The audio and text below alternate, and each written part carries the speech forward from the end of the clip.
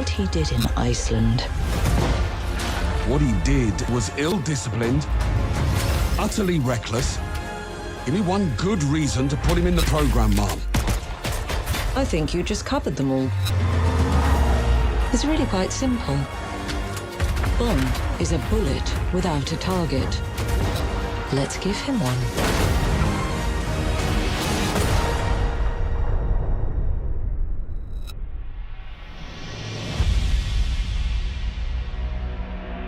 Hi, I'm Hakan Abrak, Game Director on 007 First Light. I know everyone has been waiting patiently to finally see our game, and that's exactly why we're here today. So without further ado, and on behalf of our talented team, I'm incredibly proud to introduce an extended playthrough of Bond's first mission as a recruit. Please enjoy our gameplay premiere of 007 First Light. This is a black tag operation, so discretion, ladies and gentlemen, is critical.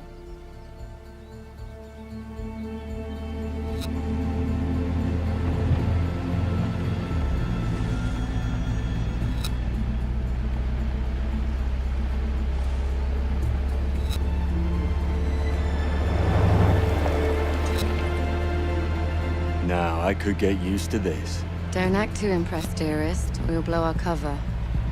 And James, do quit your pouting. I'm a glorified hood ornament. What could I possibly have to pout about? Sorry if the assignment doesn't live up to your grand expectations.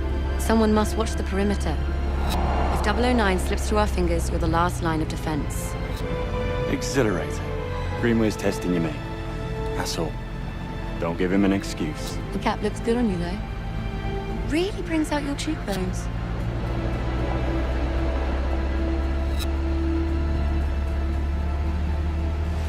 Take a left up ahead, James. Backseat driver. What's that, darling? Just a frog in my throat.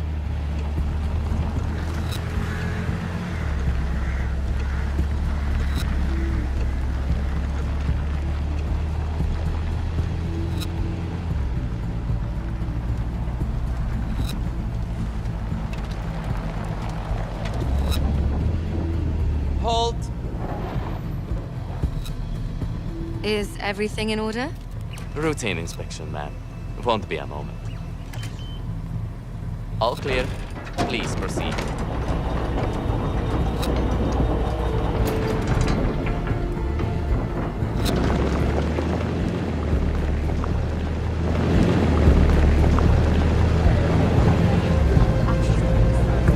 You think if I sold a kidney, I could afford to stay for a night?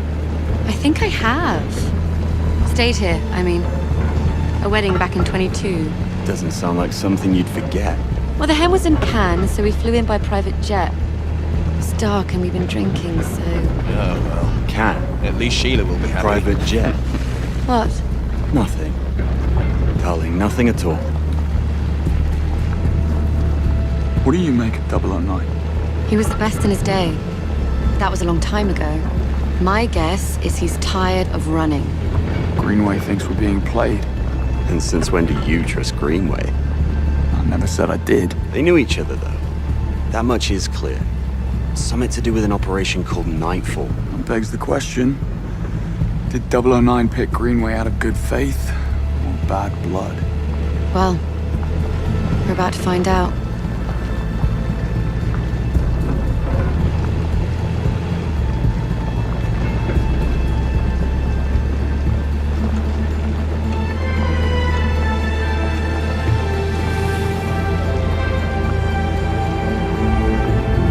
Pull up.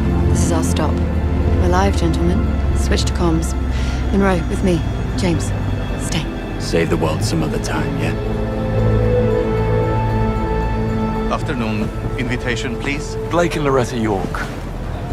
Plus the help. Welcome to the Grand Carpathian. Parking is right up ahead. Mr. and Mrs. York, enjoy your stay. Much obliged. Oh, they will.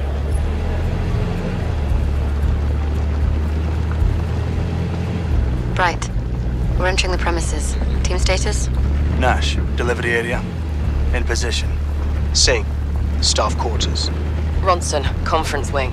Kingsley, first floor suites. Bond. Bond. Parking lot. In position. Greenway, Grand Hall. Switching off comms as instructed. Keep a low profile and don't let your guards down. 009 most certainly won't. Out.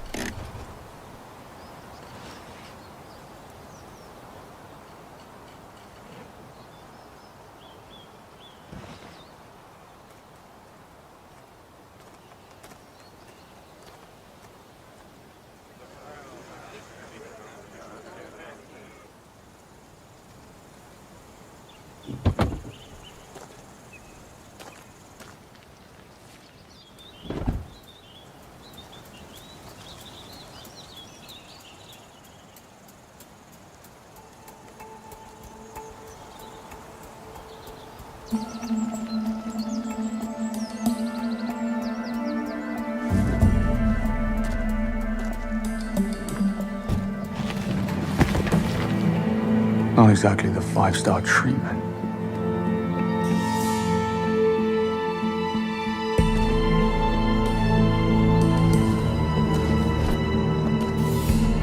Oh, I'm stretching my legs. Bond, reporting suspicious behavior. 009? No, one of the hotel staff. Strangest looking bellhop I ever saw. He was mishandling luggage. Are you joking?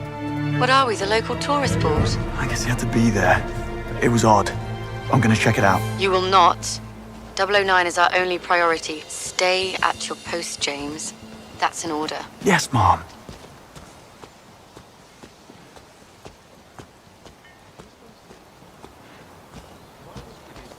They had poor taste, if you ask me, and got what they deserved. Pardon me? Need to see a man about a bag. Missed him. Afternoon, sir. Staff and press only. Oh, damn. Forgot my press badge. You're not the first. Can I duck through? I need to catch up with that bellhop. Show me your ID and all's good. Better go and get my ID then. If you want to catch your bellhop. Fair point.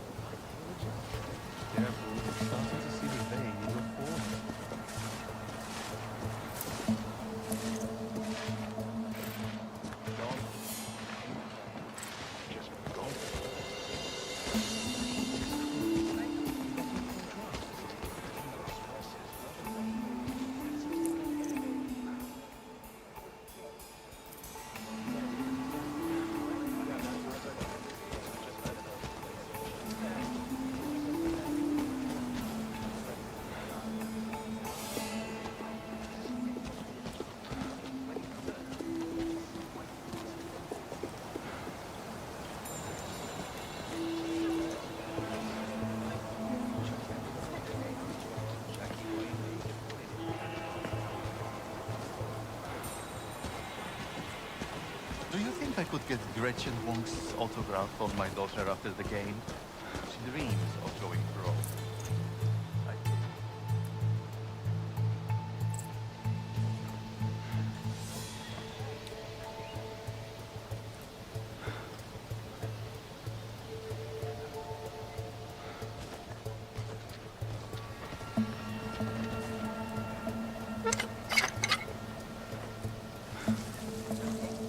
What's that?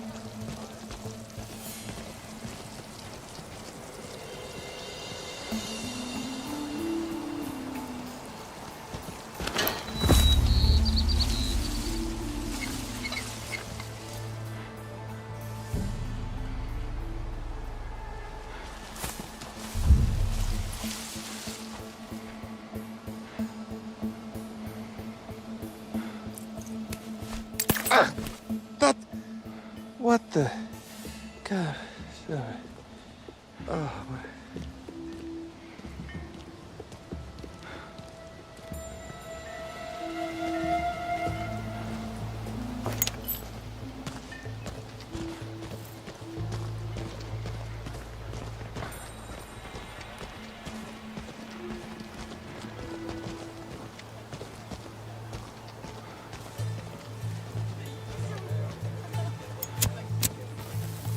What? Let's see. What is...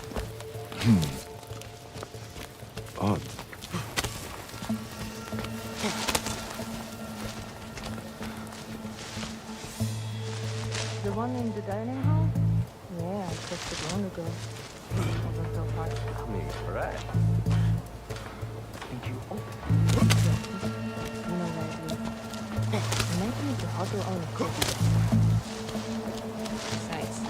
I couldn't find a looking. Gate crashing a black tie event? Haven't done that since final year. I'm not really a white person. What? Ken Banks, penetration tester. I need to have a stern word with your manager. Good to have you on the team. Okay, let me stop you right there. I have bets to make. Later. This guy better be worth it.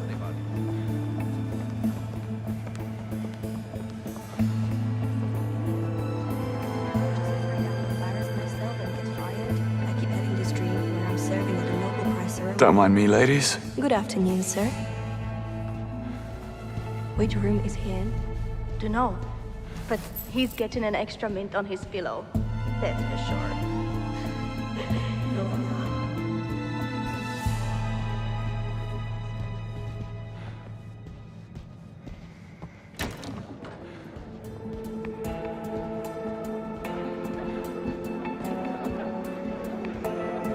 Now, let's see what all the fuss is about.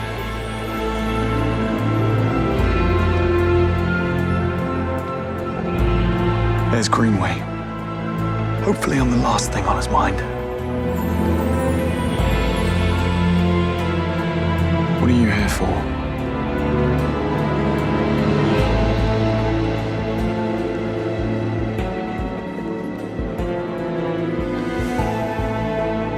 I gotta get back down there. Choose a Scotch opener. I literally have no idea what you just said. Kingsley alert. Best not get spotted just yet. Need to build a case first. Introducing bold tactical possibilities. Catch the moment of the car. I see. Bond, status. All was quiet in the parking lot. No sign of 009. Over.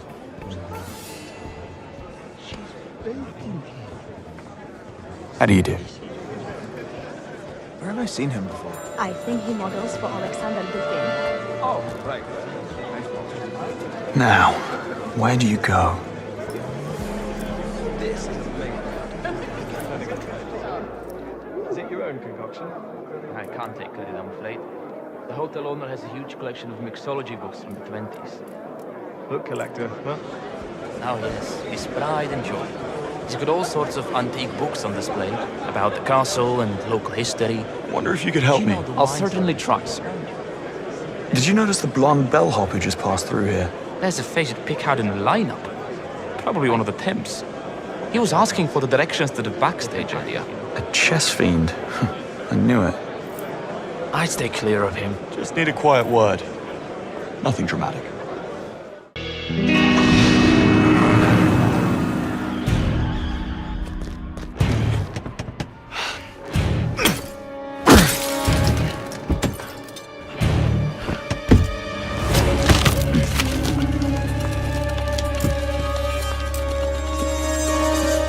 Looking for these? Hold on.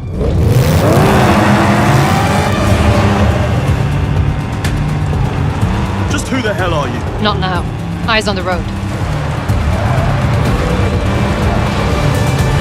Look out.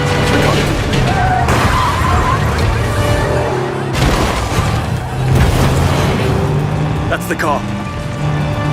It's got too much of a head start. You need to cut some corners. Careful what you wish for.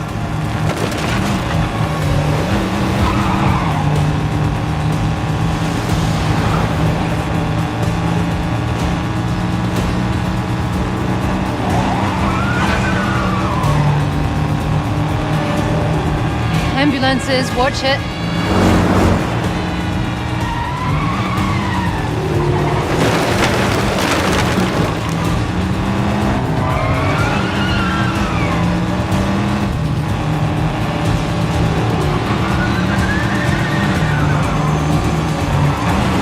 Look out!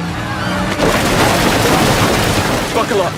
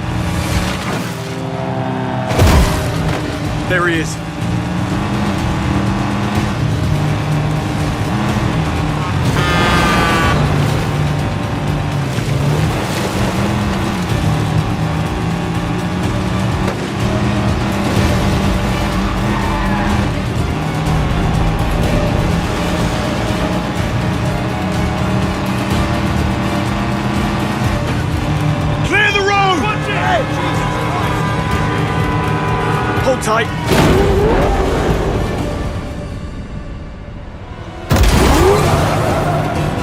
Now we're talking.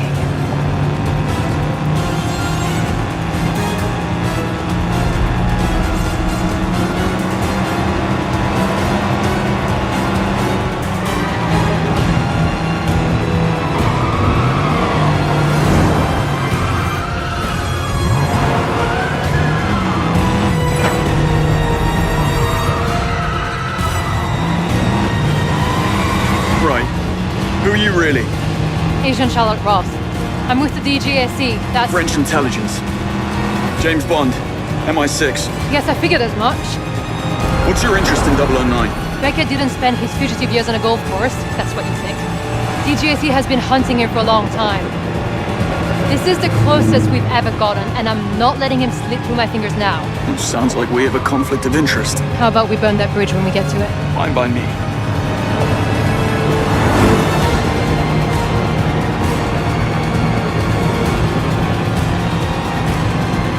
There.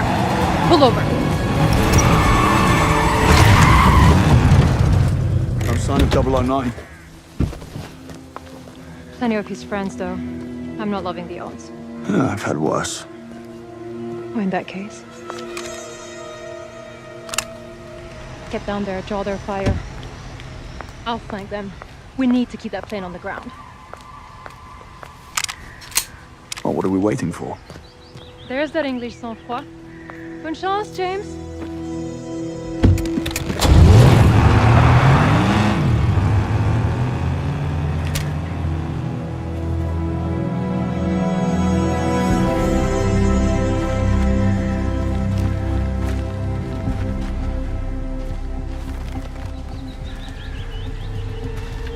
Looks like I've got a plane to catch.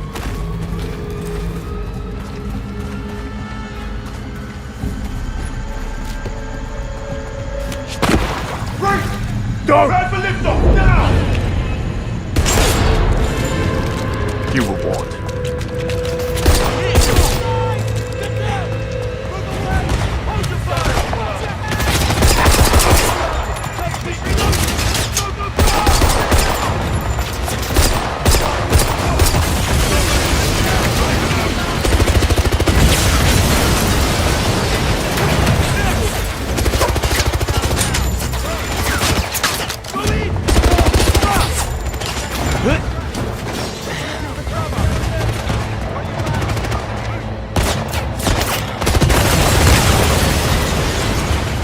Told me you needed a hand! No! I'll take him down! Can't stay here. Plane's leaving.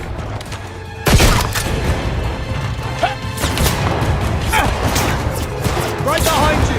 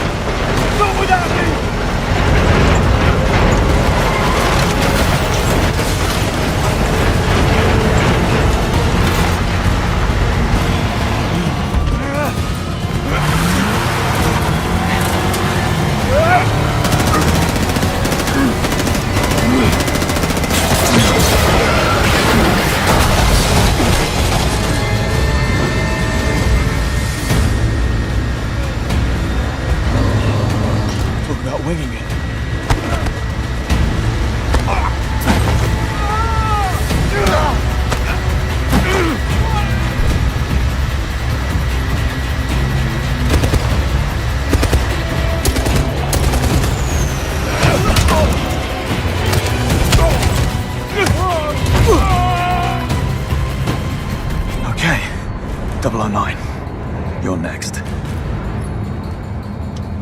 Package secured. Snug in the front. Did you kill the transponder? No such thing with small radio stations 24 minutes out. No one's tracking us. Plenty of time to disappear. Come back for a plan B.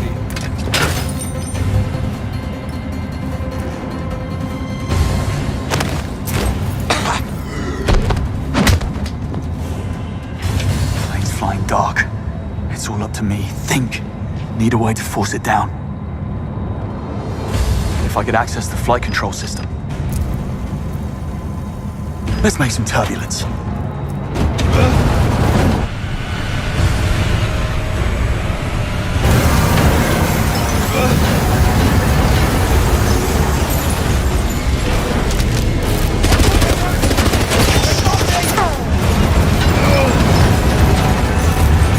Never a dull moment. Ready to go.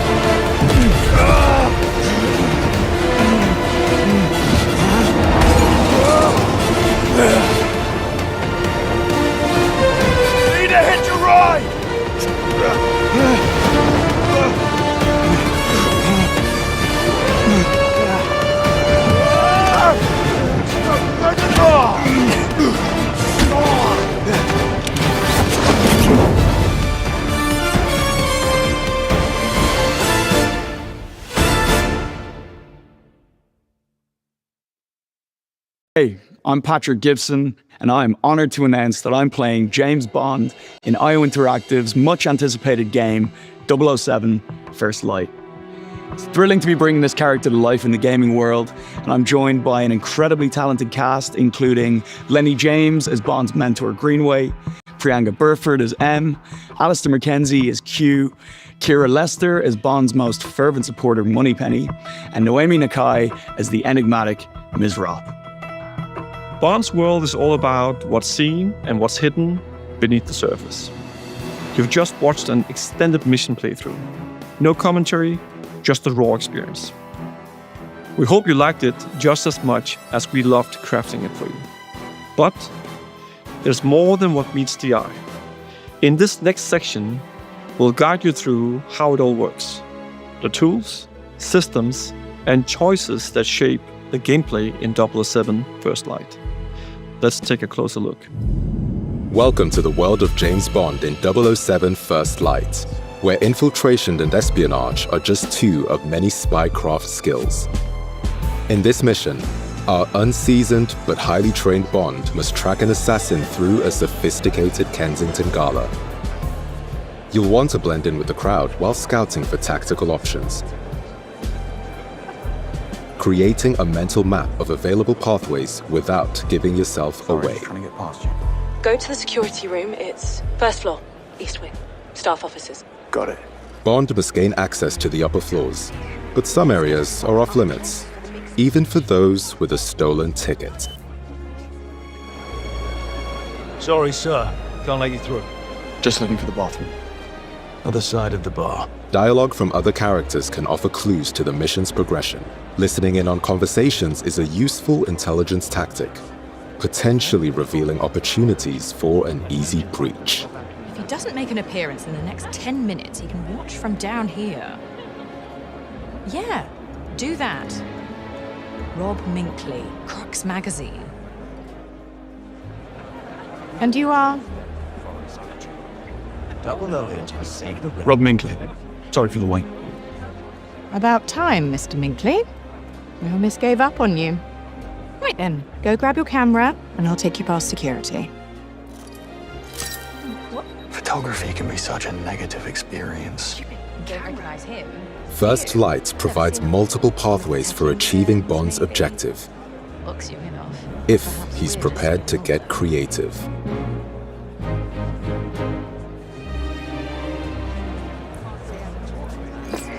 What?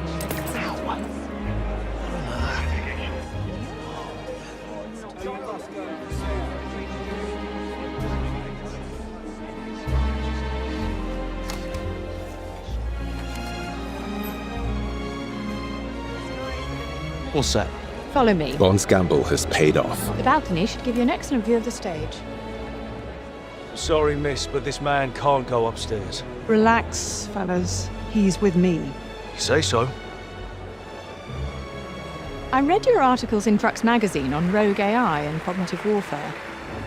Hopefully this is a good time to drop in. You won't always receive the red carpet treatment, so sometimes you might have to take the initiative.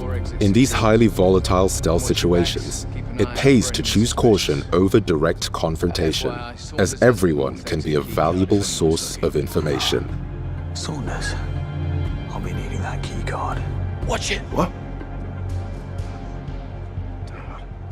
That needs a look. Moments when Bond remains undetected offer the chance to survey hostile areas. North exit. That's my way out. Bond can use the environment to his advantage by choosing from multiple routes, exploiting opponents' positions or security vulnerabilities. Depending on the situation and the odds, Bond can always go with a quick and blunt strategy.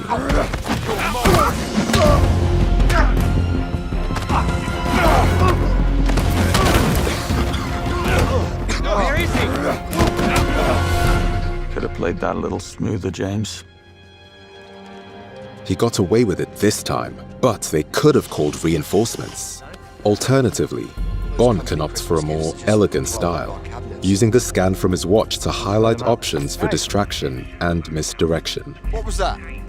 I'll have a quick look.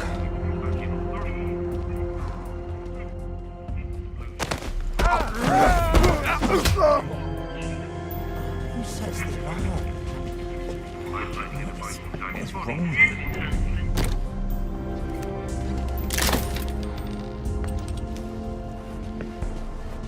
Your Q gadgets are custom developed to be powered by resources found in the environment, so be sure to stock up when you have the chance. Aside from your signature watch, a gift from Q, you'll have other gadgets in your arsenal. The laser fires a direct beam of energy that can be used offensively against targets or tactically on environmental weak points, Take care of that right away. opening up strategic options to avoid combat or spring traps. The smoke device confuses and disorients foes, letting you pass through undetected, offering a chance for concealed stealth takedowns. The world of 007 First Light will see Bond face different opponents, some of whom cannot be bluffed or charmed into compliance. Using a dart phone to incapacitate them will give you an opportunity to talk your way out with a charismatic flourish. First, I asked for Boston's. Oi! I need to find Saunders. There's a chance the suspect is dressed as security. The bastard could be hiding right under your noses.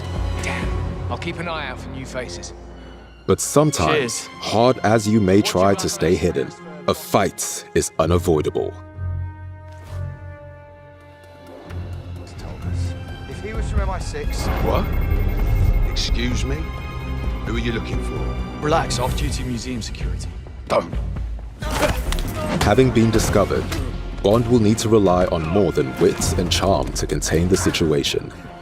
In melee combat against multiple assailants, you'll need to think fast. Combining throws, parries, and direct strikes with environmental takedowns and items.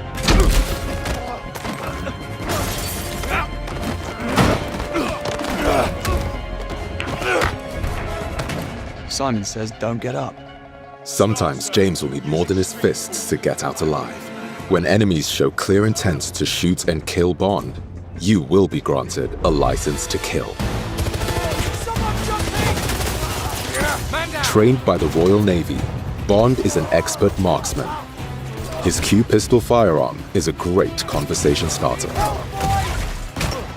Enemies can provide additional firearms.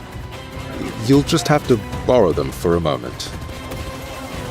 With quick thinking, you can turn the tables on your enemies by making the very environment a deadly weapon. Gadgets used for stealth and infiltration can also be deployed in combat to disrupt enemy attacks or provide further offensive options.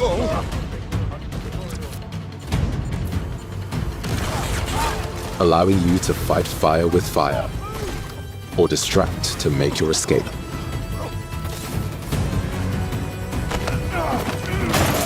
Adversaries come equipped with different levels of armor, requiring either greater ballistic might or tactical improvisation. To support him in challenging situations, Bond can use his own instincts. This mode will help you focus on your most difficult targets. Whether human or environmental, Bond must be fast, cunning, and uncompromising to prevail in the world of 007 First Light.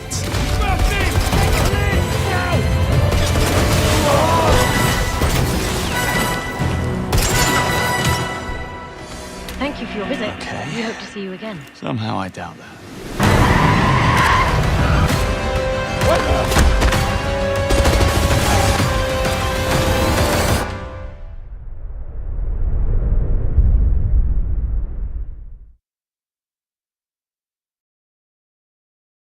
PlayStation.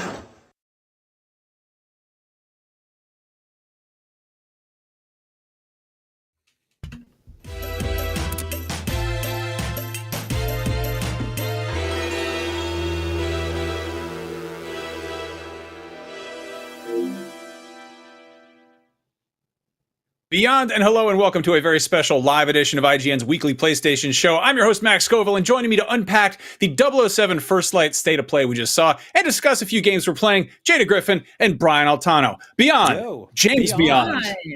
James Beyond. Damn it. That was great. Wow, yeah. Good, very good. Yeah, I feel like I know this is a state of play. I know this game is coming to multiple platforms, but this feels like sort of the natural progression of the DNA of something like Uncharted. Like we were watching this and we were getting major like sort of single player, third person Uncharted vibes here, and I think it's a lot of it is the set pieces, and it feels like that mixed with a bunch of Hitman DNA. And man, I wasn't sure what to expect from this one. I was excited for it, but I was like, I'm gonna let these guys cook, see what happens. I am all in on this game now. This looks fantastic. Yeah, it's got such all of the pieces that I want in my action games. It's got that little bit of stealth. It's got that great gunplay, the environmental use, the takedowns, the fact that you can grab people and just kind of push them off of ledges and fall with them. That was a highlight for me. I was like, yes, how many people can I body slam in this 007 game? I can't wait to do that. I don't think I was expecting it to have quite so much Uncharted DNA, but that absolutely makes sense. For anybody who's like, oh, James Bond is ripping off Uncharted, I would like to point out that without Indiana Jones, we wouldn't have an Uncharted, and without James Bond, we wouldn't have Indiana Jones, because that's what Steven Spielberg made when he couldn't get the rights from Albert Broccoli. So, here we are. Everything goes full circle. I'm getting a little bit of Deus Ex too. Like, yeah, I love that it's, Hitman is all about being sneaky and stealthy, and Agent 47 is all about kind of blending into the background. But ultimately, like, he is, he's the Grim Reaper. Like, he's kind of just, he blends into the backdrop. But like Bond is a bit more of a personality, and also he regularly just gets loud. And I was sort of skeptical to see how IO Interactive would be handling the action side of things, because you can get loud in Hitman. Like, it's a solid toolbox of ways to kill people, but like the melee in this, I was not expecting to be so robust. Like, it looks kick-ass. Yeah. You mentioned like before the show started, while we were watching, you mentioned Sleeping Dogs, and I was like, yes, that's exactly the vibes. I was trying to figure out what it was. I was like, is it Sifu with the combat? Is it Arkham? Is like, no, Sleeping Dogs is where it's at. Yep. And that's such a great connection to make Max. Like this, the combat looks a lot of fun. The fact that you can pick up the pool balls and throw them at people, like it's just, there's so many options you're going to get in this. And I can't wait to do that. I think also based on some of the things they were talking about, it seemed like we're going to be able to have different exit points, meaning the mission can end differently, which is not uncommon for, say, a Hitman game, but it is uncommon for like an action game with a story where generally you're leaving from the same point, where it's kind of, the ending is kind of scripted. What you do in the middle is up to you, but the fact that the ending is a little unscripted, it seems like, you know what that would be really cool. You know what that reminds me of, Jada? Most people's favorite James Bond game, which is 007, the N64 game, the single player campaign in that had multiple difficulty tiers, right? And based on those difficulty tiers, it wasn't just that enemies were tougher, but you had new criteria that you had to accomplish. And each one of those things had sometimes entire areas that you could only access through a key card that was on the more difficult level. And so I'm really excited to see that kind of stuff unfold here, because it seems like you might be able to do a straightforward playthrough, or you might be able to get a little creative in the margins and kind of mess around and find a whole new way to take things down. Even if like you said, those story beats end at the same of every chapter. I really like the idea of having this experience that you're James Bond and it's got this big sweeping story and these characters and stuff like that, but you have a lot of wiggle room on how you want to handle those things in between, because I feel like that's going to create some really funny moments and some really impressive moments, people streaming, people uploading clips and stuff like that. Like that's what this is all about. Also, it gives you replay value in, was probably going to be like a $70-$80 single player game. So that helps a lot. Yeah, my big concern, I think, going into this was that it would be too linear, and it still remains to be seen. But I'm considerably less worried about that now, because it really does seem like there's a point A and a point C, but point B can be a lot of different spellings and fonts and character styles. Like how you want to approach that seems pretty wide open. And I'm knowing IO, like with how they handle like Hitman, I really feel like there's going to be a lot of optional objectives, and there's going to be a lot of like, did you try doing this? Did you do that?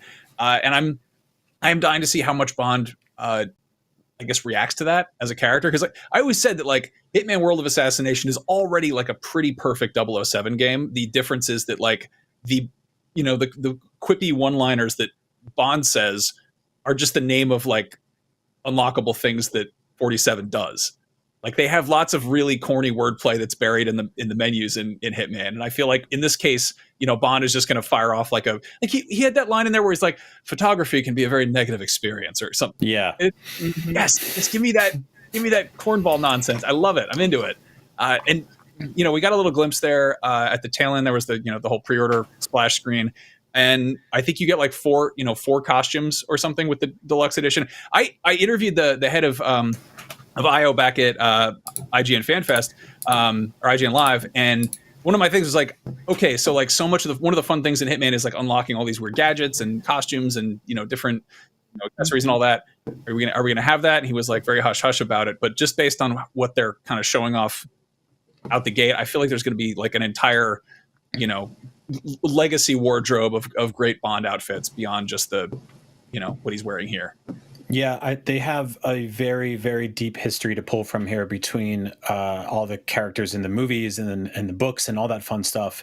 And it's really cool to see. I think you nailed it, Max, because like you James Bond, Daniel Craig got into it a bit. Those were a little more grounded, but like he is kind of corny sometimes. He drops silly one-liners. That's part of like the sort of appeal of the character is, he's outside of just being like this, trained assassin, hitman type character that, infiltrates international espionage and all that. He's also like, he's trying to get women to go home with him by being, kind of cute and funny about it, and it works for the most part. And so that is the thing that you need to nail for this character. It's also really cool to see, like we've been hearing stories for years about the what's going on next with the actual Bond film franchise, and they've talked repeatedly about wanting to go for someone younger. There were rumors about Idris Elba at one point, and I think those rumors went on for so long that he was like, I'm too old for this, like get somebody else.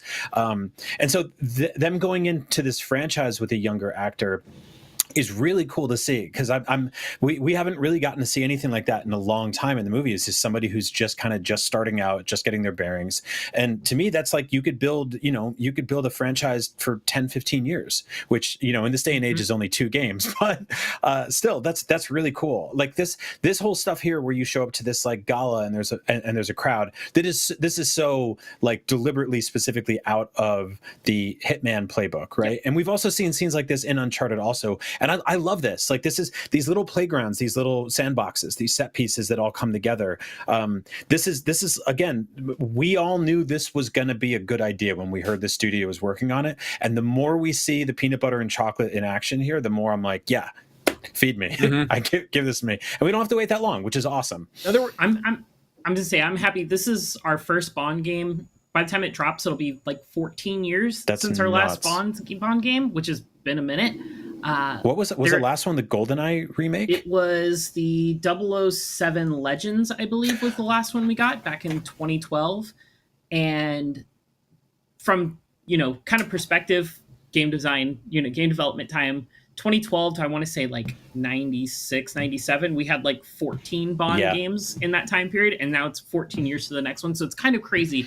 I'm happy that this one looks so good at its kind of initial showing, because this can help bring more fans into these genres.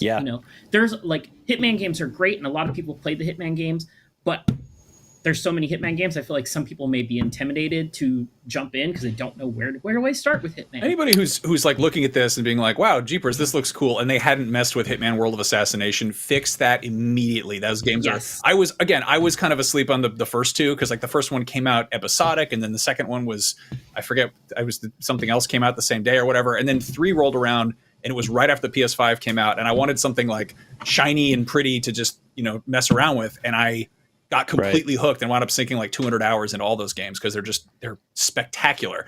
The weird thing is, like, we look at the track record of Bond video games. They've had them for a minute, like the big one being, GoldenEye. And for the most part, they've been just kind of straightforward action games or like shooters, like maybe like a dash of stealth in there. But stealth has always been pretty integral to the character. Like that whole, that level of sneaking around, but also social manipulation, improvisation on the fly. And these are things that are really hard to implement in a video game unless you have an extremely qualified developer at the wheel. And that is exactly what IO is. Like, again, there's a lot of stuff that Agent 47 doesn't do, and it works with his character and it makes sense. And you could do like a straight palette swap and just put a Daniel Craig head on Agent 47 and be like, it's a Bond game.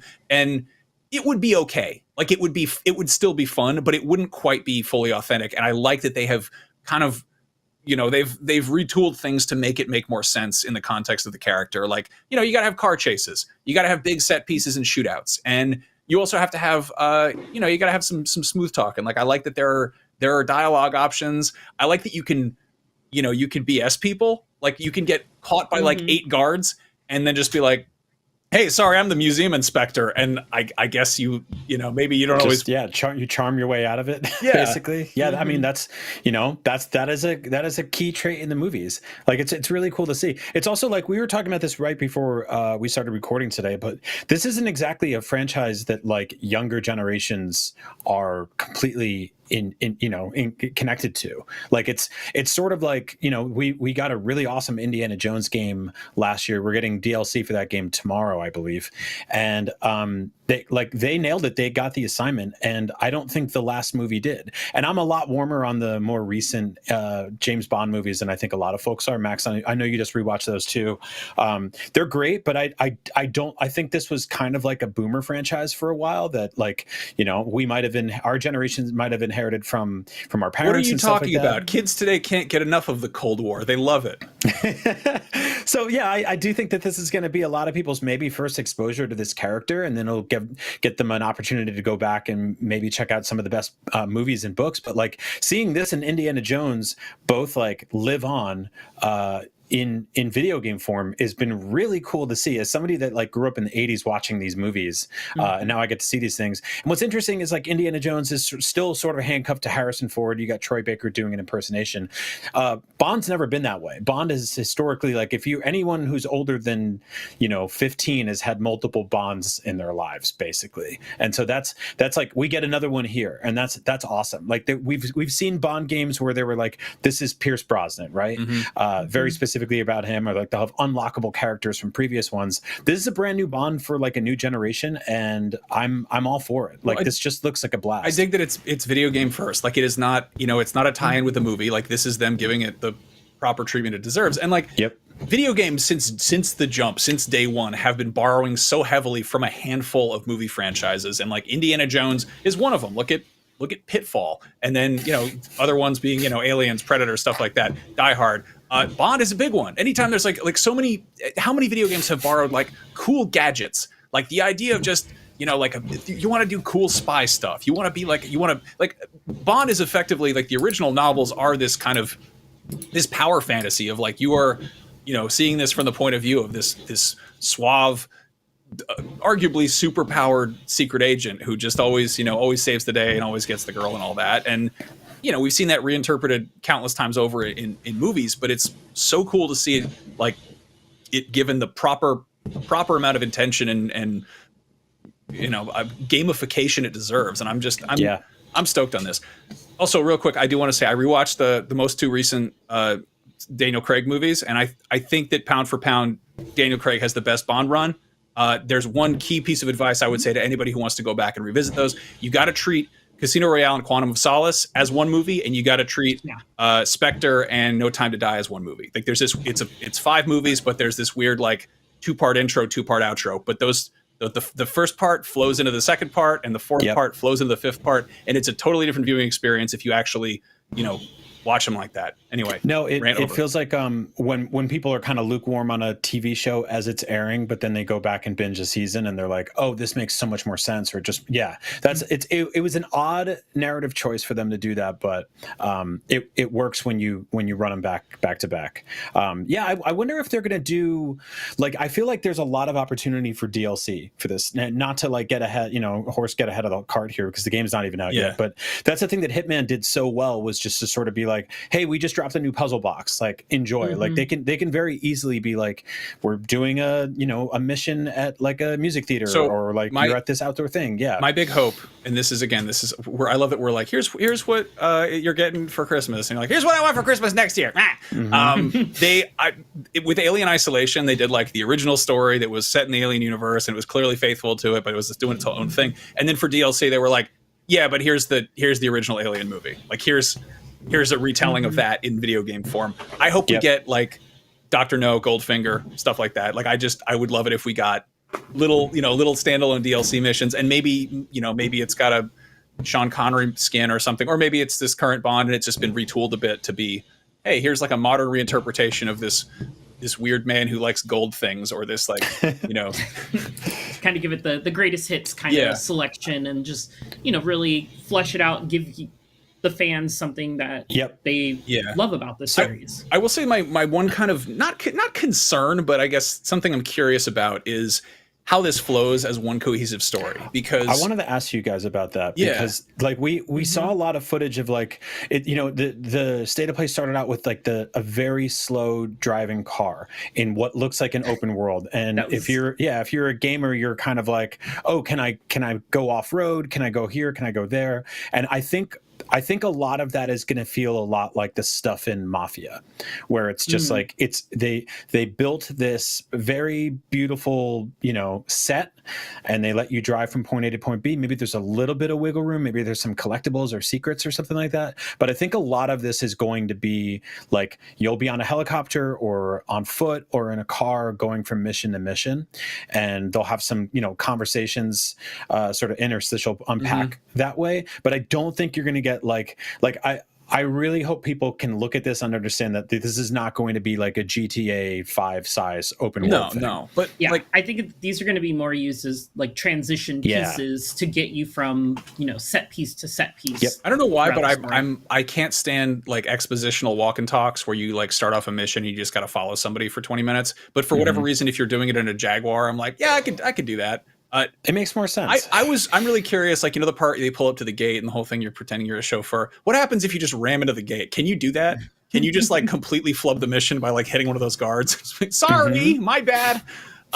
No, but like the Hitman games, each level is its own kind of self-contained Bond movie. Like they're these wonderful little just capsules. And occasionally there is some overarching story that connects them. But for the most part, what I love about them is that they are these little they're little, clockwork dioramas you get to mess around with. And in this case, I'm like curious to see how they handle it. Like, is this going to be effectively like, oh, okay, it's a Hitman level, and then there's a cutscene, and then you're in like a Forza Horizon stuntman sequence, which isn't an open world race. It's like a very, carefully curated driving set piece. But I mean, yeah, how many branching paths are there in this driving sequence? Because it looks rad, it looks really cool. But again, this is the kind of thing when you're, this is a carefully rehearsed demo showcase of the game, and it's definitely showing its best side. But like, what is it? How much does it hold your hand, or how much does it like punish you for going off the rails a little bit? They're not. It's probably close to like the Uncharted 4 Jeep scene where you have alternate paths you can take as you're going down the roads, but there's obviously optimal paths. There's things that you'll see if you go down one path versus the other. I think that's fine. I think it's fine that those experiences live like that. I don't need those kind of more open exploration things. Would it be cool? Maybe. It depends on how much of that is actually designed to be cool by the devs. Just giving open road doesn't do much for the game if there's nothing to do in it. Zero interest in like exploring a big open world as James Bond. That doesn't sound cool to me. Having weird little claustrophobic but still versatile and open levels like Hitman style stuff, I'm in on that. Curious to see where the set piece side of things goes. I think we can like glean a couple of details from what we saw in the open-ish areas here. Like obviously, like you guys both just said, we didn't get the part where like the screen turns gray and there's a counter and it says like turn back around, you're in the wrong direction, right? Like every one of those games has. But we did see him drive a truck drive his car off of like a truck and he just landed on the road. There wasn't anything. There was no need for it. He didn't save any time. He didn't trick anybody into thinking he was a stuntman. He just did it because it was cool. And so I wonder how much of that stuff is going to be out there. Just, a little bit of environmental freedom in terms of playing with toys and stuff. So let's talk about the coolness meter here, because you have this thing on the bottom right here, your instinct meter, which is your little, it looks like your little electricity battery thing. Your focus. Yeah, your focus. Yeah. And it slowly builds up as you do stuff. You kill a dude normally, you get 5 points. You blow up an entire airport, you get 14 points or whatever. And it's the math's not mathing on that one for me. I'm dying to see how this works, and I think it's a fun little bit. Like one of the things I do love about the Hitman games is like as you play them, there's all these you'll get like little treats. You get little kind of they'll kind of drip feed you like, oh, you did this thing, you unlock this thing, you found a new area, and you get like this many Agent 47 Hitman bonus points, whatever the hell they're called. And at the end of the level, you trade that stuff in, or that stuff gradually unlocks, basically level tiers and things like that. And in this case, it seems like you're kind of using them in the moment, which is a totally different dynamic. And I guess it encourages you to try more stuff and then kind of pay it forward. You unlock some things, you get your your dart gun that gives people stomach issues and they go throw up in the corner. The best feature. I love it. I mean, that the guy who went to check on the water also at the beginning, that guy took a really long time to go investigate a water spout just to turn it off. I was like, he's just over there just looking at the water spout. Just turn it off, man. Yeah. Go back to your post. That was a little odd. But yeah, no, the gadgets and stuff look really cool. I think the focus that focus meter is really going to lend itself well to optimization around like speed runs for people who really get into this game, because depending on what your focus meter, that'll depend on, hey, can you bluff your way through this area and shave off 4 minutes of your time? But in order to get enough focus to do that, you've got to go stealth take down like 6 people over in this other area, or do whatever other actions that will build up your focus. So I think it's going to be a really cool mechanic and a real good resource to use throughout this game. I think it's going to really change just how a lot of us interact with it. I think we're going to have, it has the potential to create those really cool community stories like, hey, I was playing, you know, the level at the party. Did you do this? Like, no, how did you do that? I think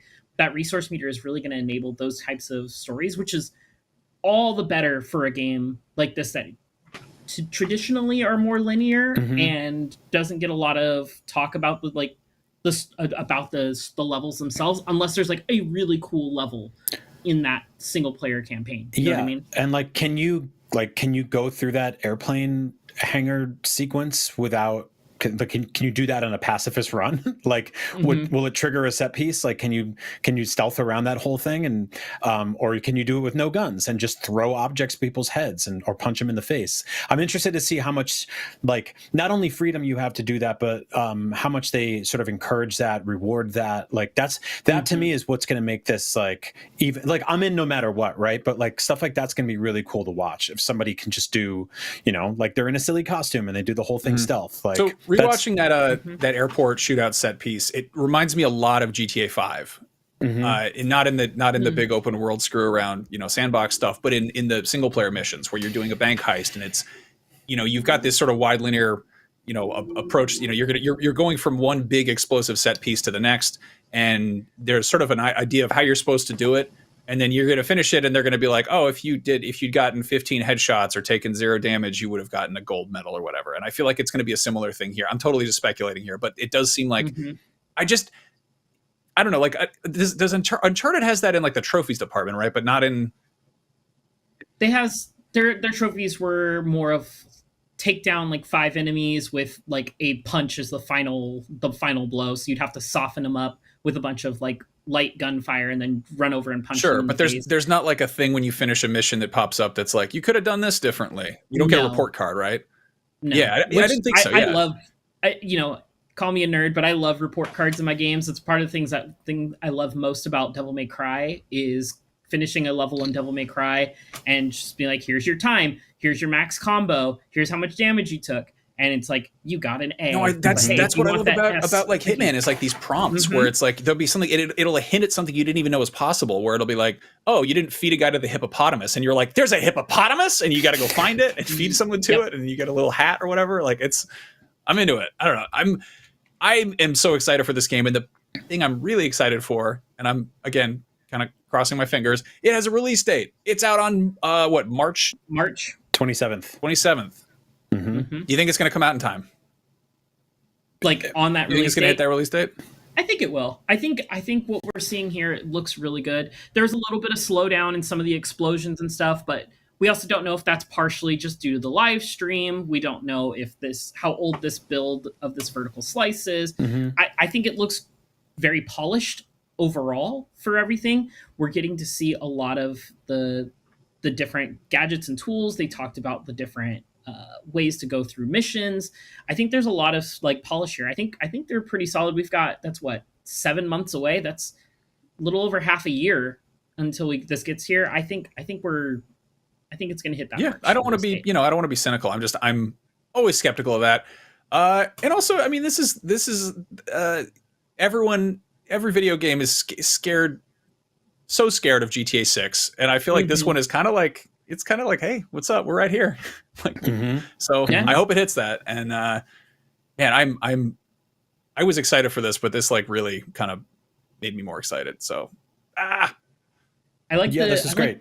I like the gadgets and stuff we get. We got the little laser used to shoot down the chandeliers.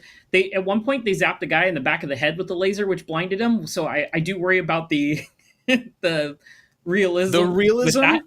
The realism, yes, the reality of it. I mean, if you're lasering a guy and blinding him from behind his head, I feel like it should do more damage. You should probably collapse if a laser is just blinding him through the back of his head. I mean, while we're at it, if 70 people at an airport shoot at you and they all miss for 15 minutes straight, either you're really good at stealth or like you're a god. But hey, it's a video game, right? It is a video game. It's one of those things where it's it's just one of those things you notice, and it's like, how did he get blinded from behind? It's not just a video game; it is a James Bond video game. I want to just call that You are out correct. specifically. Yeah. Like Yes. James Bond has been like just really very loosely doing realism for like 70 years. Mhm. It's just, which is great, and I'm not totally like hating on that. I don't want them to change that. I like that aspect of it.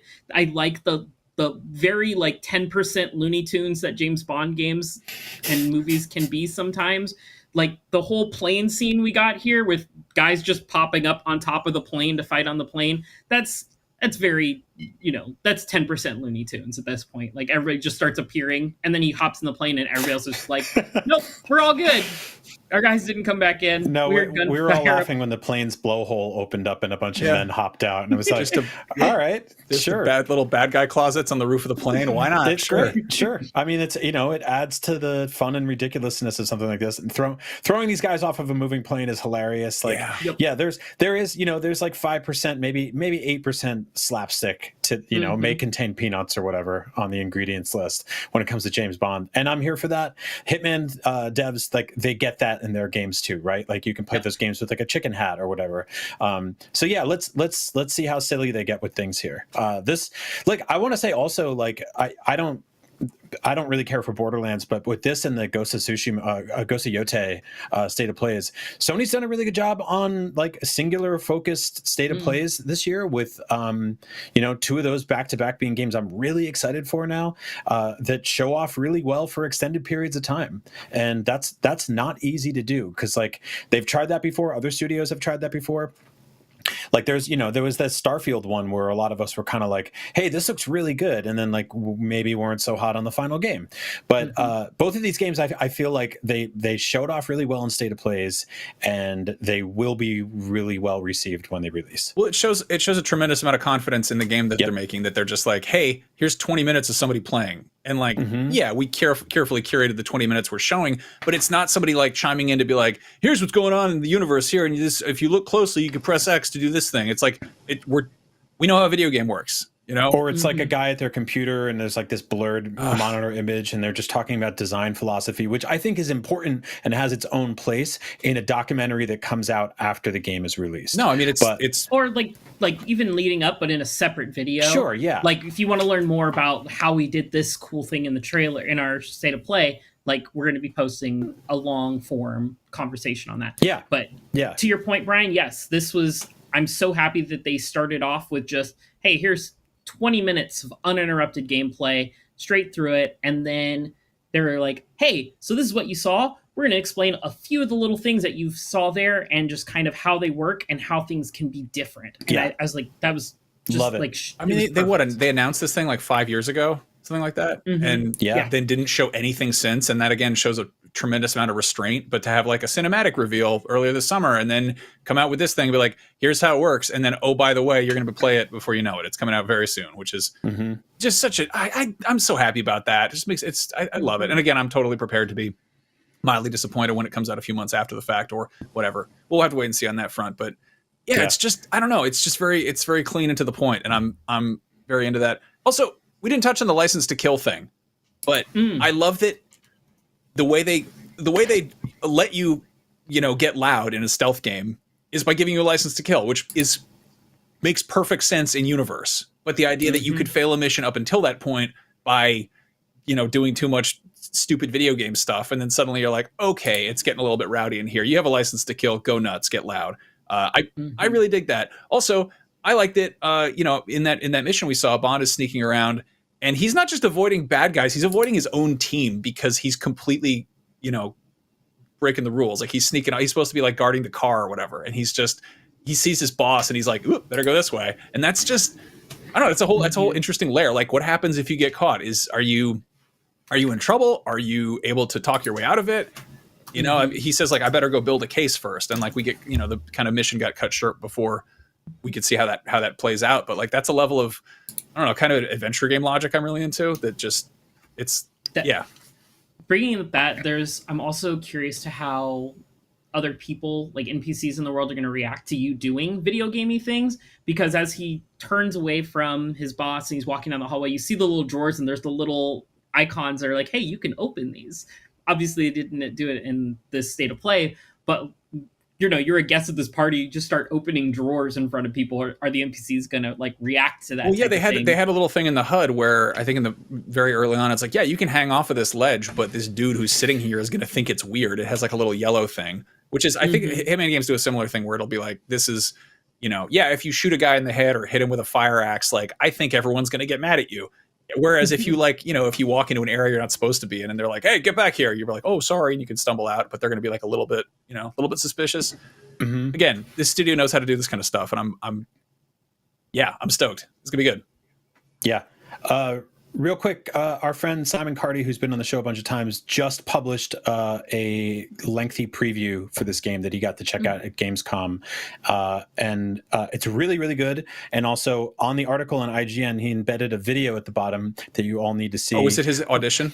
Where he basically told what was it? It was the cast of... I mean, he told Daniel Craig basically. He auditioned. He made an audition tape to be the next Bond, and he showed it to like Barbara Broccoli, like who owns the franchise, and she was just like not having it, and Daniel Craig was like kind of chuckling at it. It's one of the funniest things. But yeah, no. Carty actually went and he visited the studio and got to talk to the devs at IO Interactive. So go check that stuff out. There's a bunch of features up on IGN. We are going to be talking about this game some more for sure, but right now there are some other games for us to discuss. Before we get to that, if you're looking for something to play right now that helps support a great cause, Humble has an awesome bundle going on right now.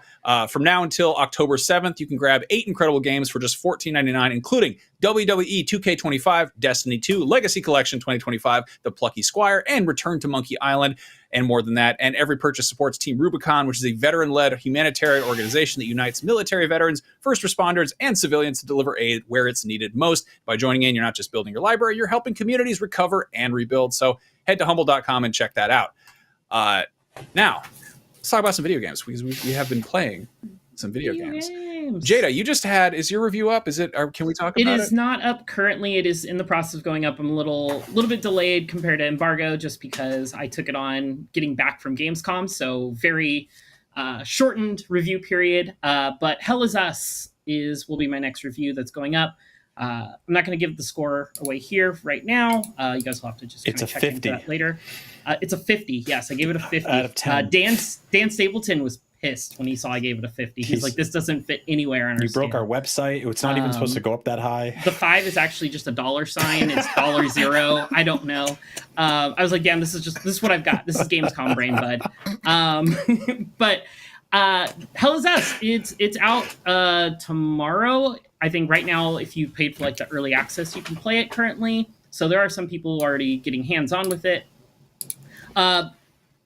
Solid, very solid action, adventure, exploration, lots of puzzle solving in this game. I was not aware that it was going to have as much puzzle solving in this game from the earlier trailers. It looked to be more horror adjacent, with the very creepy and awesome designed what are called hollows in this game, which you can see on screen. Those little creepy looking little white guys. They are just fantastic design.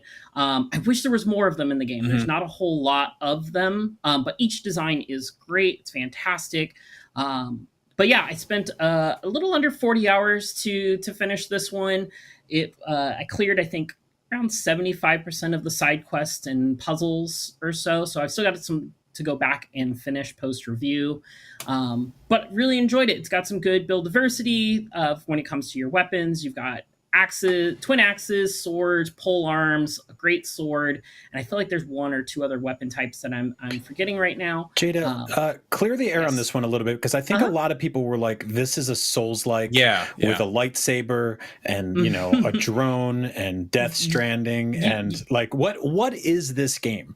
You would not be wrong to assume the kind of lightsaber Souls, like it's even your only outfit choice is poncho. So Star Wars Jedi Fallen Order style. Welcome back, Cal Kestis. Welcome back, Cal Kestis. You've got ponchos. You've got a little drone on your upper right shoulder that scans things for you so you can read them. This is Cal Kestis versus seasonal depression. Welcome back, BD1. But yeah, so it's not a Souls game. Mainly in the fact that there's no resource that you gain or lose on kill for enemies.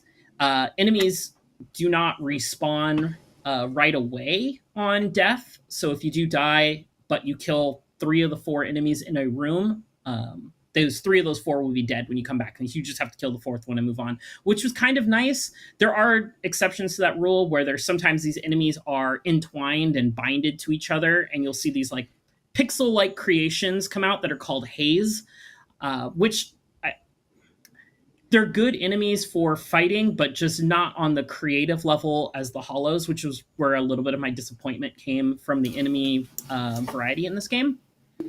But there's multiple levels of that. But yeah, it's not a Souls-like at all, other than managing your stamina on attacks. Each attack takes up stamina. Hold on. I want to stop you there. I feel like we're totally bearing the lead on this game, and I feel like the game kind of did that itself. And there's an image that popped up kind of recently. People called it out. I think it was on Reddit or something. But basically, there's a disclaimer at the beginning that's like, "Hey, you don't have a magic compass.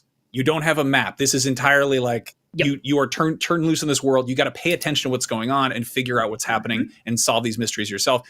And I think that puts it much more squarely in the adventure game department than it does in the action, Souls, horror, survival, whatever it is. And it has combat. Like I was whatever on it when I thought it was a Souls-like. I was not interested. And upon finding out that it's actually about creeping around and uncovering some mysteries and all that, it is a lot more interesting. I don't know. Yeah, this took a lot of like retraining of my brain kind of back to like old school games where you didn't have maps, you didn't have map markers, there was no quest log for you to go and look at. You do have like a little touchpad that you can look at that keeps all of your clues and such that you can look at, but it doesn't like, hey, you should go talk to blah, blah, blah, because this clue refers to them. There's none of that in this game. You have to really pay attention to the environment. You have to listen to what people are saying in conversation, because will be sometimes the only hint. I hate doing that. When's it my turn to talk? It's the only hint that you'll get about like, hey, I should go look over here. Or, hey, this person was like, hey, I'm really bummed about this terrible act that I did now that the war's been going. And I just really want to remember what life was like before I did this terrible thing. And that's the only clue you get. And you just leave. That's the end of the conversation, basically.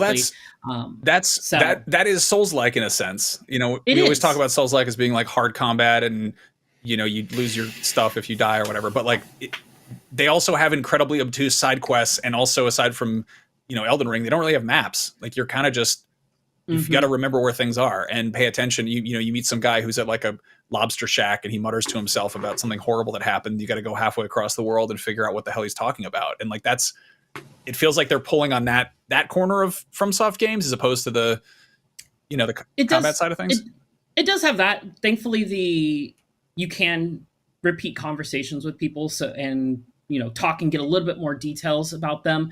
Major NPCs will have like there'll be specific like dialogue options that'll pop up on the left side of your screen, whereas everybody minor NPC that isn't just a like just doesn't bark lines. Basically, if it's somebody you can go into a conversation with, they'll have these right options on the right to talk that you can ask them about the world. You can ask them about the creatures in the world. You can ask them about the 2 races of people that are currently at war that are causing that is part of this whole overarching world. Another thing I'll say about this game, it's very heavy. It's very dark. There's a lot of imagery of executions, deaths, and like, death, whatever in a video game. But the way that they kind of paint that picture of how people died, there's some really, triggering things for some people. So just kind of be aware of that going into it. There's also what are called there's these giant orbs that will be placed around the map that are called time loops, where it's basically something just vile and just atrocious that happened in this world that was just pure evil kind of manifests into this orb. And when you go into it, you just see this like heinous act that is just repeating. It's just people like being executed, trapped in time forever and ever. And so you have to figure out how to break those loops to free them. And that will generally give you some sort of key item or a little bit of information more about the world and story. It just depends on which ones you're clearing. So it is definitely very heavy. There's kids that are missing limbs. So like it's really does not shy away from like just how brutal war can be in a country. Kind of wish it didn't have combat. I mean, I realize that's a controversial thing to say, but like if you're making a game all about the horrors of war, and then it's also like be sure to equip your amulet and your best sword and go and manage your stamina meter as you fight these big ghosts or whatever. Like I don't know. There's a storyline behind why the creatures are there and what they kind of are. The combat is nice because it helps kind of funnel you from direction to direction. Well, it's also a video game. It's also a video game. Yeah. But like, because there's no map, no compass, like you get a manual compass that you can just, so you know which direction you're facing. Cause sometimes it's like, you should go look to the northeast, but you have to like equip it to your little hot bar and then activate it. And it stays up for a few seconds while you run, and then you put it away. The enemies were kind of a good guiding light for me to like, oh, I should go look over there because there's enemies over there. And sometimes I would find a passageway I had missed or a quest line and such. I'm really into it on that level. It seems like a cool time. It's also, I feel like pretty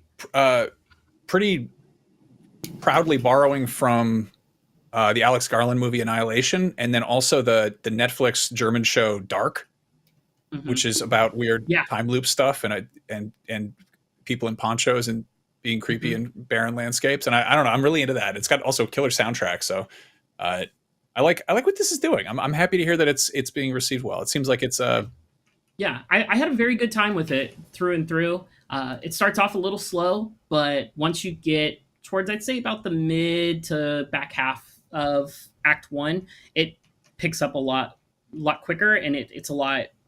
You've kind of, at that point, you've become ingrained of like, oh, okay, this is kind of how this game plays and how this game works. And now I know I need to go talk to this person, or I need to go find somebody around this area to talk to. There's multiple like zones. You get an APC to travel between different areas, which will also reset some of the enemies respawning. So you can also farm them for materials for upgrades. There's a whole upgrade path for your weapons. You can augment them with different glyphs and elements. There's red, green, blue, yellow, which all link to like an emotion like rage, terror, grief, and I believe ecstasy is the yellow one. Yes, ecstasy. You get to do ecstasy in this game, Max. Not really. Yes, ecstasy, the opposite of grief. I guess it kind of is. Yeah. That sort of works. Yeah. It is. And those all will change, like your combat style. The weapons will look differently depending on how you upgrade them. So that gives a nice little variety in your builds. How many unique ponchos are there that can be equipped throughout the game? And are they hidden in crates like in Jedi Fallen Order? So I only had the one poncho, but I did find like 5 different hats as I played through. So you can put on a hat on top underneath your poncho. Yes. So that was when you look at it, it looks like there is, they say that you can buy additional ones in the store and such. So I imagine there's going to be some microtransactions for if you want to make your character look different. It has no status, has no play on gameplay. It's purely cosmetic. So that's, so I'm okay with that. If that's, if you wanted a golden cloak or poncho, if they have that in the store, go for it. Sure, why not? Money if that's what you want. Cool. Well, Jada has your review is up one of these days. It's going to be out very soon, and there's we also have some tips up on IGN's YouTube, and the guides team has been working on that. Brian, what have you been playing? Anything cool? Not much, or not anything for this show, but you can check out Nintendo Voice Chat this week to hear me talk about the new Kirby DLC, which I'm loving very much. Mostly Switch stuff. I think I got back and from Gamescom, and I was like, I think I need a little bit of comfort food. So I did another run through Resident Evil 4, of course, which is just, second nature for me. And then I started playing Symphony of the Night, which still rips the Castlevania game. And so, if you've never played Castlevania Symphony of the Night, it's on all your PlayStations. It is, I don't know, I just really I saw everybody getting excited for Silksong, and I don't want to take anything from that. But I tried multiple times to finish the original Hollow Knight. I'm a huge fan of Metroidvanias. It just wasn't for me, and not into I know I famously went on the show and was just like, I quit Bloodborne and then came back and then it was my favorite game of all time. Like I've really put my time in a Hollow Knight. I respect the hell out of what it's doing. I think the combat's awesome.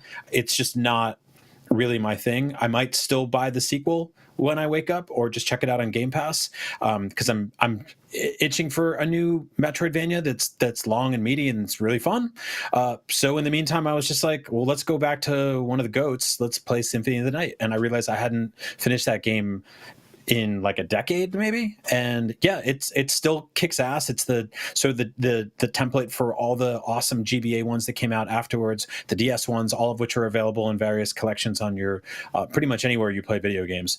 Konami's been really good about like going back and putting those games out again. And Symphony of the Night, I think you can still download like the PS3 version of it on your PS5. I could be mistaken. I know I have it on Xbox. But yeah, it's still an awesome game. It's still one of the best Castlevania games ever made. It's still one of the best Metroidvania games ever made. So yeah, if you somehow slept on that and you're not getting Silk Song this week, then yeah, go check out Castlevania Symphony of the Night, a hit game from like 400 years ago. I love me. Some say that Melatonin is the Symphony of the Night too. Wow. Yeah. No. Anyway, Wow.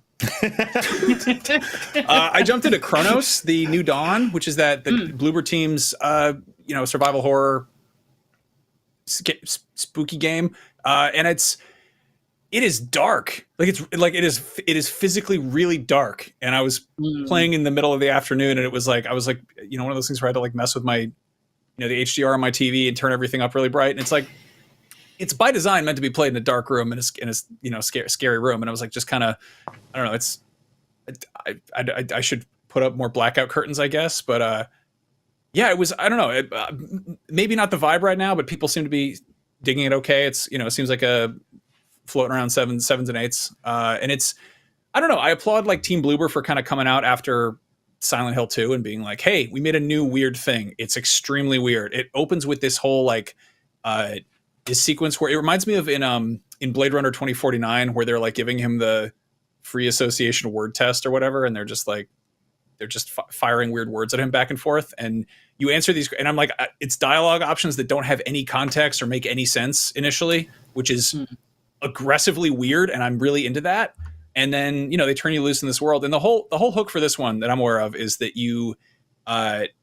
they basically pair two of the creepiest things that have ever been in survival horror games, which is the what is it? The crimson head zombies from Resident Evil, where if you don't burn them, they come back and they're meaner or whatever. And then the Rat King from The Last of Us Part 2, where a bunch of, clickers grew together and to make a big super clicker or whatever. And in this case, basically, if you don't burn the slimy guys, they make bigger ones. They merge together and they get bigger and scarier, which is kind of fascinating and again also dreadful. But I can't wait to play this. Yeah, like this looks like extremely my type of ish. This is a third person shooter set in a grotesque horror. This is like this is why I play video games. Yeah. I mean, you can stomp on the dudes in the end. It's anything that's got a little bit of sort of spiritual successor to Dead Space and Resident Evil 4 is my ish. Yeah. So yeah, I cannot wait for this game. It's also just I love the design aesthetic. Like it's very like it's a kind of bleak alternate future 1980s, I think. And so, you look around and there's just like beige cordless phones, and you're in this like big kind of brutalist, like BioShock Big Daddy outfit pretty much. And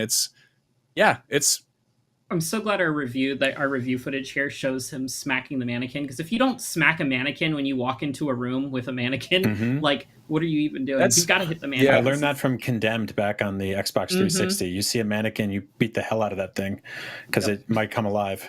That's also like, this is the very beginning where you don't know what the bad guys are. So you're like, well, it could be a mannequin. Better punch the mannequin just to make sure. I had to explain what a corded phone was to my 7-year-old the other day, and that was a new type of horror for me. Yeah. It's like there used to be a room in the house that had a phone, and it was hooked up to a wall, and you could only walk 5 feet from it, and people had to take turns on it. We didn't touch on this. One of the many games that got shown off during Gamescom was the Ilphonic, the guys who do what did they do? Killer Clowns from Outer Space, Friday the 13th. They're doing Halloween. Predator, Hunting Grounds, yeah. They kind of specialize in that asymmetrical horror type thing. They're doing Halloween, and it's going to be set in the 70s around the original Halloween. And you know, it's got the, I think they're actually doing single player focus this time, but it's going to be multiplayer as well. But like one element they touched on in like the early talks they were doing is how they had to kind of readjust their thought process, where like one of the things that Michael Myers does is like cut the phone lines. And then one of the things that like players do is try to go into houses and use the phone to call cops, which is like, it's one of those, like, you know, cell phones kind of break a lot of storytelling. Like it makes it just harder to, like, they are kind of an inherent like plot hole vortex. But in this case, I love that it's like people have to be like, oh, I got to go over my neighbor's house and use his phone. Oh no, somebody cut down the phone lines. And that's just, I don't know. I think that's really neat. Like it's the whole thing where everybody's like, if they should remake Home Alone, and it's like they would solve that movie in 5 minutes with a phone, unless like the wet bandits use like an EMP on his neighborhood to like disable, you know, comms from a satellite level. Yeah, Which they I have don't like think they have a ring cam. steal. Like, what are you talking about? Yeah, exactly. Like, yeah, it would be over so quickly. So no, this was one of my favorite announcements at a Gamescom, and I did a thing where I was just like, okay, Ilphonic's making it, which means it's going to play really well and it's going to look really cool, but it's ultimately not going to be for me because it's going to be like a asymmetrical multiplayer game. And then they were like, we're doing a single player campaign, and I was like, day one, day zero, whatever, take my money. Like I love Halloween. Even like the worst Halloween movies are fun for me.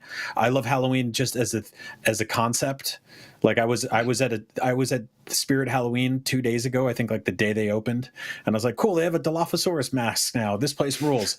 So like even like the worst Halloween movies are fun as hell to me. And so like playing a game that's sort of set in the original time period, like these guys know their stuff. Like this is, and it just looks great. It's got a really interesting art style to it. Like it's almost a little like 5-10% telltale, where it's got like a little bit of like, you know, pronounced line work around the edges of some of the characters. I think this is, I don't think we've seen gameplay yet. That's like a, you know, CG trailer, but they're clearly not leaning super hard into realism, which I kind of dig. I don't know. I missed this one completely during Gamescom, so this is kind of a cool idea, and I like that they're doing the single player because, like you, Brian, I'll play those 4v1 asymmetrics, you know, Dead by Daylight and et cetera, but it's one of those ones I just can't get into for very long. It's one of those things I'll play for like a week or two, and then I'm just like, I'm over it. It tends to feel like the same thing too much for me. So having a single player thing is something that will get me to consider trying this one. I'm not the hugest Halloween fan, but the single player campaign is appealing. I do like that aspect of. How do you feel about the holiday? The holiday is great. Not I get the lots movie. of candy. Lots of candy. Wait, the movie The Holiday, the one with Cameron Diaz. That one too. That's also Wins the Santa Ana. A good movie. Halloween the Holiday. It's also good. Probably top five for holidays for me. I'm kind of whatever on Halloween. Like I respect it. I'm a very big John Carpenter fan in spite of that. And John Carpenter is involved with this in some capacity as like an executive producer, I think. And I don't know if that means that they like, you know, they show him some gameplay and he yells at them over Skype or whatever, or if he's actually like giving them notes on how, you know, what Michael Myers does or doesn't do. But I don't know. I think he's also, I think he might be doing some of the soundtrack maybe, which is also cool. I don't know. He gets a big check no matter what, which I think he's gone on record as saying something that is very important. I like he's such a wonderful like crotchety old man. There was some, I think like junket interview or like red carpet interview we did with him, and we're like, oh, Jan, can we ask you a question? And he's like, one question, and they're like, what are you playing? And he's like, he was like Ratchet and Clank Rift Apart, and they were like, why? And he's like, one question, and like walked away. I want to shout out another one of my favorite stupid IGN videos, and I do this every time John Carpenter comes up, but Nintendo put out this thing called the Labo a couple years ago, which feels like a fever dream. Yeah, it was this cardboard construction set, and they made a piano, which I bought, and it's a piece of crap. And we got John Carpenter to play. Oh my God, you pulled it up so fast. We got John Carpenter to play the Halloween theme song on the Labo piano, and he's just so mad at how bad it is. It's great. I love so go watch that. I love that we have the access to do these dumb things with these very important and like influential people. And we're like, hey, play your theme on this really shitty like video game piano. Hey Jim Lee, we got a U-Draw tablet. Can you make something for us? John Williams, we need you to play Wii music. Gordon Ramsay, we got a Play-Doh Fun Factory. What can you do with it? You guys are pitching gold right now. Anyway, Yeah, thanks for hanging out. This is great. I am very excited about First Light. I hope we get to talk about that more soon. Yep. But we'll be back next week with more Beyond to talk about all those things and the stuff. And thanks to everybody who joined us live to tune in and talk about the games and hang out and all that. And that's the end of the show. Beyond. James Beyond. James Beyond. That's so dumb. It's so dumb, but it's so good. I love it.